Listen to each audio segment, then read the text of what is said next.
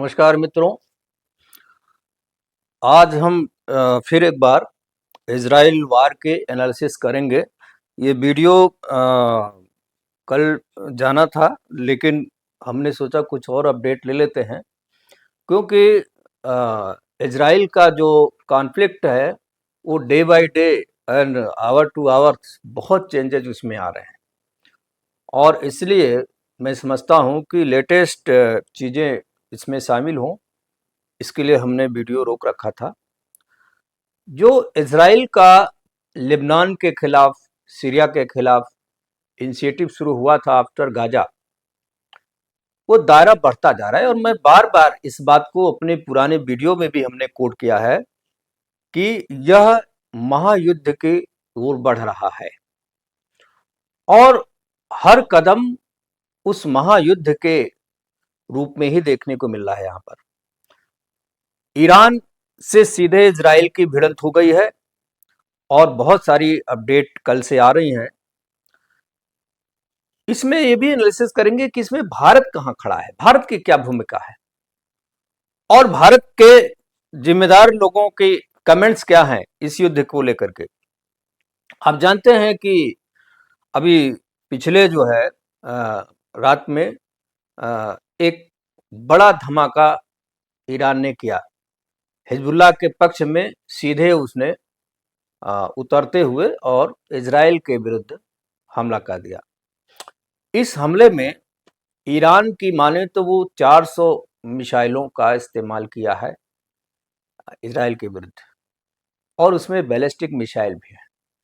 लेकिन Israeli sources ये कह रहे हैं कि लगभग 150 से 200 के आसपास मिसाइलें फायर हुई हैं, और ढेर सारे मिसाइलों को उन्होंने काउंटर करके गिरा दिया है। कुछ ही मिसाइलें हैं जो इजराइल को थोड़ा नुकसान पहुंचा पाई।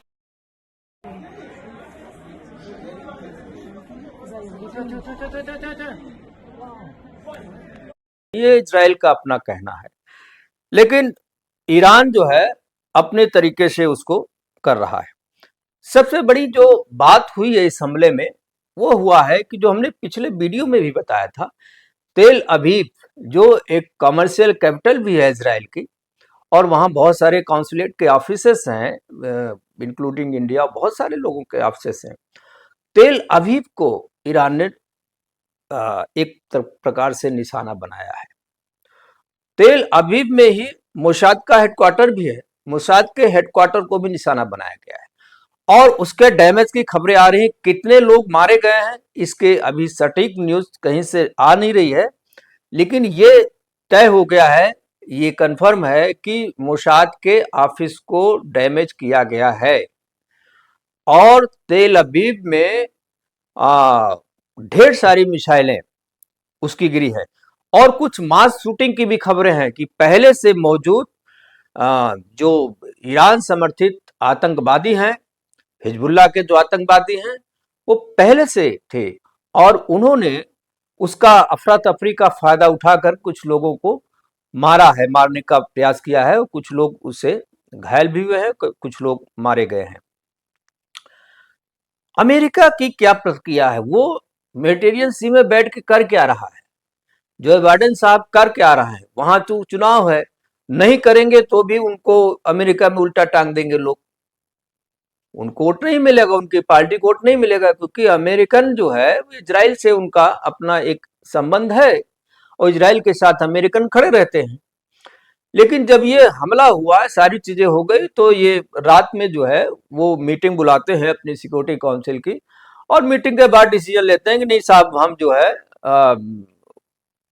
खड़े हैं इजराइल के साथ, हम इजराइल का पूरा साथ देंगे। अरे भाई, जब वो हमला हो रहा है, जब वो उसके ऊपर मिसाइलें गिर रही है, आपने कोई काउंटर फायर तो किया नहीं, आपने किसी मिसाइल को टारगेट किया नहीं, आप खड़े हैं। खड़े होने का क्या मतलब है, ये मतलब बड़ा डिप्लोमेटिक लैंग्वेज है, हम खड़े हैं। जॉर्डन ने कहा है, जॉर्डन इस पूरे अभियान में अपने आप को पूरी तरह सेपरेट कर रहा है, पहले भी वो करता रहा है, और वो जानता है कि आतंकवादियों के पचड़े में नहीं पड़ना चाहिए। उसने साफ किया है कि हम अपने देश को वार जोन नहीं बनने देंगे, और ना ही किसी प्रकार का पार्टिसिपेशन किसी की ओर से हमारी ओर से होगा। तो जॉर्डन ने पूरी तरीके से अपने आप को, और जो मिडिल ईस्ट के कई देश हैं, सऊदी अरेबिया हो, यूएई हो, बहुत सारे देश पहले से ही साइड लाइन है कि भाई इन सब मामलों से हमारा कोई लेना देना नहीं। अब ईरान ये दावा करता है कि हमने जो मिसाइल फायर की 90% यानी 90% मिसाइलें सही निशाने पर लगी हैं और बहुत बड़ा डैमेज हमने इजराइल का किया है, ये ईरान का दावा है। और ईरान ने यह भी दावा किया है कि हमने जो है बहुत सारे जो F-35 उनके जो एयरक्राफ्ट्स हैं उसको भी हमने उड़ाया है, क्योंकि तेल अवीव में एक बहुत बड़ा एयरबेस है इजराइल का, और उस एयरबेस को भी टारगेट किया गया है। ईरान का दावा है कि हमने बहुत सारे F-35 को भी उड़ा दिया है, और मोसाद के हेडक्वार्टर को भी नष्ट करने का पूरा दावा वो कर ही रहा है ईरान। और ईरान ने ये भी नहीं, उसकी जो हिट लिस्ट है उसने जो जारी किया है फर्दर अभी हम टारगेट करेंगे, उसमें सबसे ऊपर नाम है प्रधानमंत्री बेंजामिन नेतन्याहू का, और वो उनको मारने की अपना एक तरीके से घोषणा कर, और बहुत सारे जनरल्स हैं, मिनिस्टर्स हैं, बहुत सारे लोगों का नाम उसमें है, मोसाद के जो टॉप कमांडर सबके नाम उसकी लिस्ट में है। यह सज्जन जो है, एक कहते हैं ना कि बर्रिया के छत में उंगली करने जैसा है।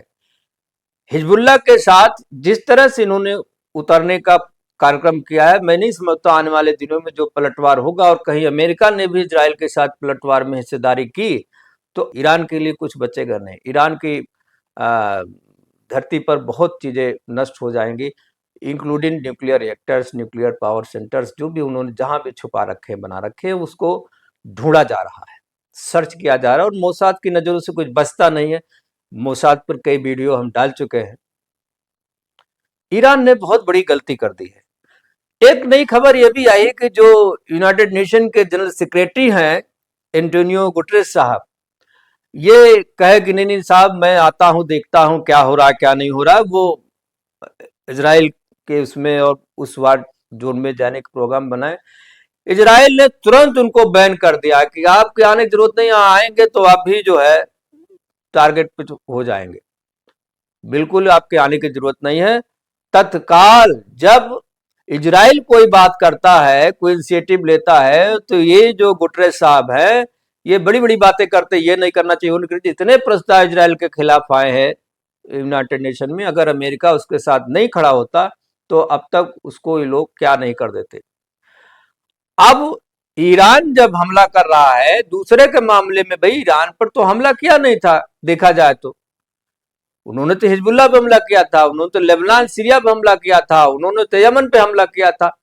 अब अगर कोई बड़ा देश, ईरान उस मिडिल ईस्ट का एक बड़ा देश है, सैन्य दृष्टि से भी, राजनीतिक दृष्टि से भी, हर प्रकार से बड़ा देश माना जाता है, और अगर उसने हमला किया है तो गुटरेस साहब को उन्हें क्रिटिसाइड करने के बजाय वो प्रोग्राम बना रहे थे। खैर तत्काल उनको बैन कर दिया इजराइल ने। उसके बाद ये सुनने में आया कि उन्होंने ईरान को क्रिटिसाइड किया है। और एक अपडेट ये है कि जो ईरान के राष्ट्रपति हैं वो कतर रवाना हो गए, कतर वो पहुंच गए, और वो कतर में क्या करने गए, वैसे कतर ईरान का बहुत उस तरह का संबंध नहीं है, लेकिन मुझे लगता है कि उनको पता चल गया है कि ईरान में रहना उनकी सुरक्षा के लिए ठीक नहीं होगा, और यहां से निकल लेते हैं, क्योंकि वहां किसी के लिए भी, चाहे वो बंकर में घुसे हैं चाहे कहीं भी बैठे हुए हैं, उनके लिए मोसाद की और इजराइल की नजरों से बचना मुश्किल ही नहीं नामुमकिन है। और ये खतरा देखते हुए हो सकता है कि वो उन्होंने शिफ्ट कर लिया अपने आप को कतर में, या वहां बैठ के क्या डिप्लोमेसी करते हैं। ईरान ने अपना एयर स्पेस बंद किया हुआ है, हालांकि जब ईरान हमला कर रहा था तो इजराइल ने भी अपना एयर स्पेस बंद किया हुआ था। जैसे हमला बंद हुआ इजराइल ने अपना एयर स्पेस खोल दिया।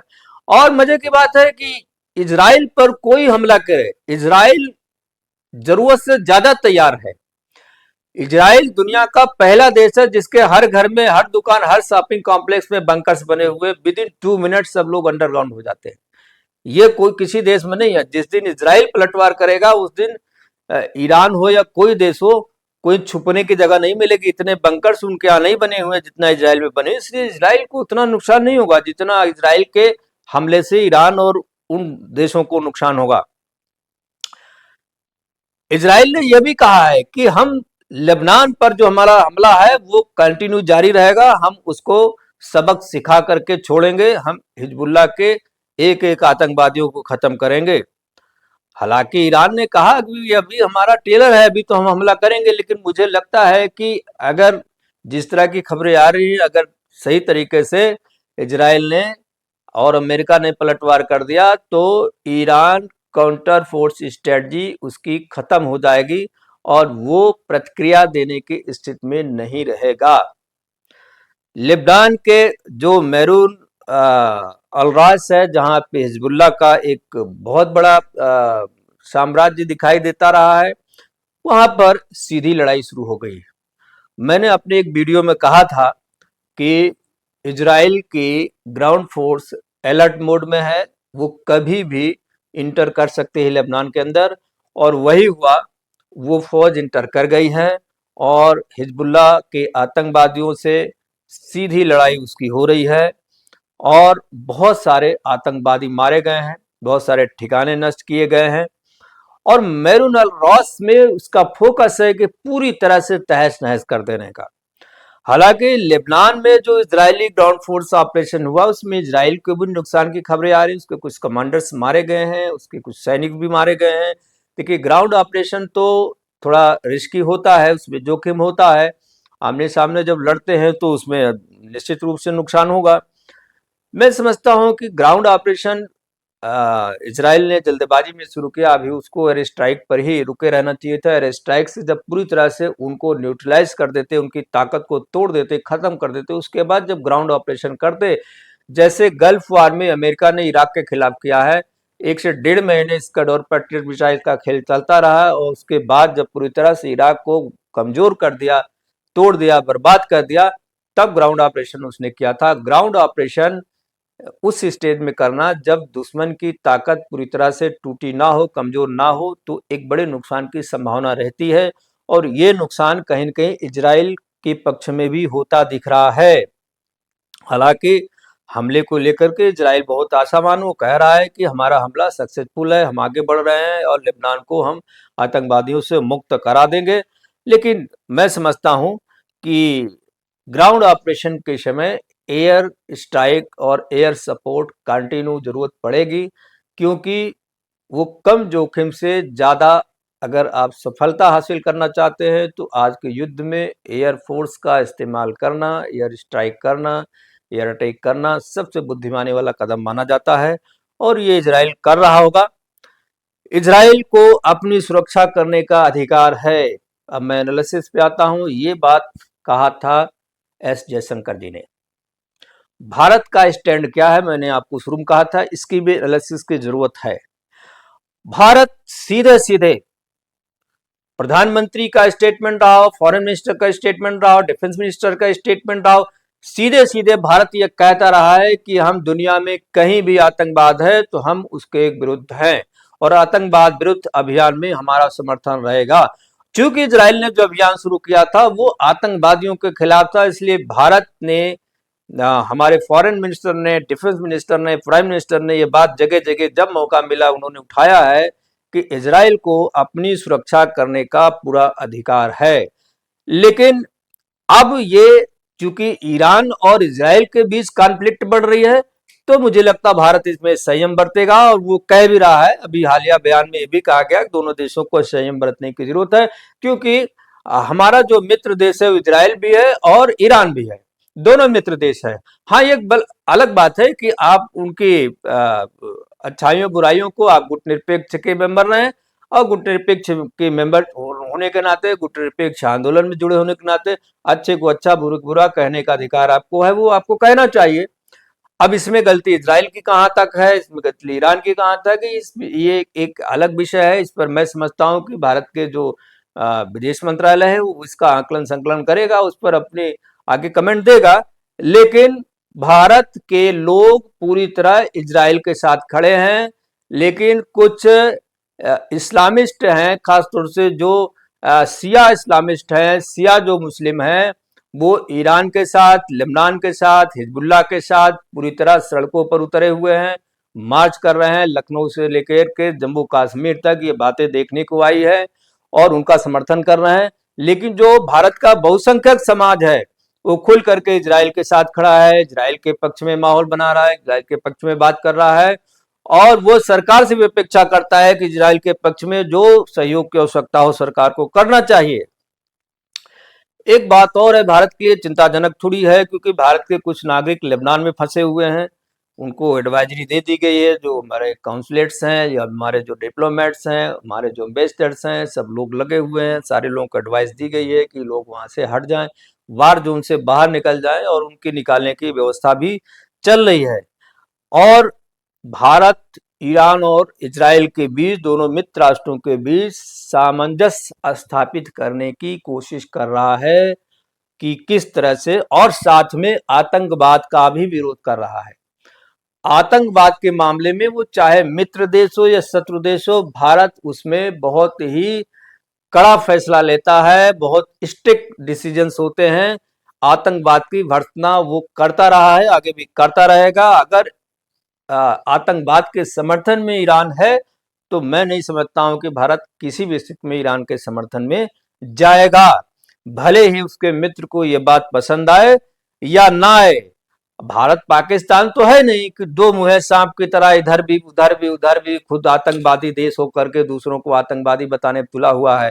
पिछले वीडियो में मैंने बताया था कि पाकिस्तान जो है नेतन्याहू साहब को आतंकवादी बता रहा है, युद्ध अपराधी बता रहा है, इजराइल को आतंकवादी देश घोषित करने की अपील कर रहा है।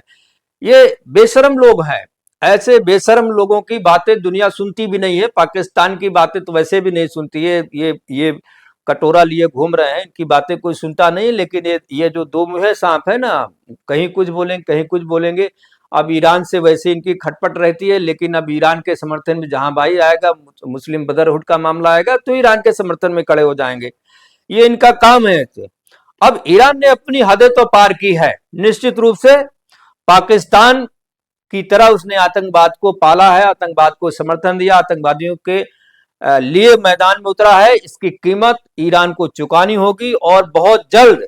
मैं समझता हूं कि अमेरिका अगर इजराइल को धोखा नहीं देता है, वैसे उसका कतर में भी बेस है, सीरिया में भी बेस है, वो चाहता है कि सीरिया और कतर, इन सब देशों को युद्ध से दूर रखा जाए, उसकी प्रतिष्ठा पर आंच आ सकती है। लेकिन दोनों, चाहे कतर हो चाहे सीरिया हो, ये सब आतंकवादी देश हैं, आतंकवाद के समर्थक देश हैं। अमेरिका का डबल गेम नहीं चलेगा, उसे इजराइल के साथ मजबूती से खड़ा होना पड़ेगा। अगर अमेरिका ईमानदारी के साथ इजराइल के साथ खड़ा होता है तो आने वाले दिनों में एक बहुत चौंकाने वाले परिणाम मिलेंगे और ईरान को इसकी कीमत चुकानी पड़ेगी। आज यहां तक, फिर मिलते हैं अगले वीडियो में। बहुत बहुत धन्यवाद। चैनल को सब्सक्राइब करें, लाइक करें, शेयर करें, कमेंट भी लिखें और हमारी टीम को प्रोत्साहित करें। नमस्कार।